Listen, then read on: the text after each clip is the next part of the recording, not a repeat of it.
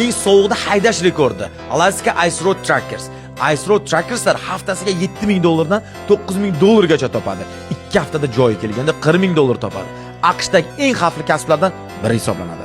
Ice Road Trackers haydovchilari -55 gradus va 65 gradusgacha sovuqda yo'lga chiqqan. Bu Amerika tarixida eng sovuq ish sharoiti sifatida qayd etilgan. Bu sharoitda trakkerlar dvigatelni o'chirsa, butun tun davomida muzlab o'ladi. Qayta ishga tushmaydi. Shuning uchun ko'pchilik trakkerlar dvigatel 24 soat davomida umuman o'chiradi. Trakkerlar asosan muzlagan ko'llar ustida o'tadi. Muz qalinligi 80 sm dan 110 sm gacha bo'ladi. Trakkerlar rulni asta-sekin aylantiradi. 25 km/soat tezlikda yuradi. Chunki tez harakat qilsa, muz yog'ish xavfi oshadi. Yoqilg'i muzlab qolmaslik uchun unga maxsus kimyoviy qo'shimchalar qo'shiladi. Oddiy dizel -15 gradusda quyuqlashadi. Arktikadagi -50 gradus uchun esa maxsus Arctic bilan ishlatiladi. Qor bo'ron vaqtida haydovchilar oldini yarim metrgacha ko'ra olmaydi. Faqat u paytda siz GPS ga tayanasiz va tajribangiz kerak bo'ladi. Eng katta xavf white out. Qor bo'ron paytida havo bilan yerning chegarasi yo'q qoladi.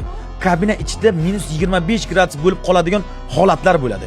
Kofe esa 10 daqiqa bormasdan muzlaydi. Agar sizga Track Business va Dispatch servis qiziq bo'lsa, profilimga obuna bo'lishni unutmang.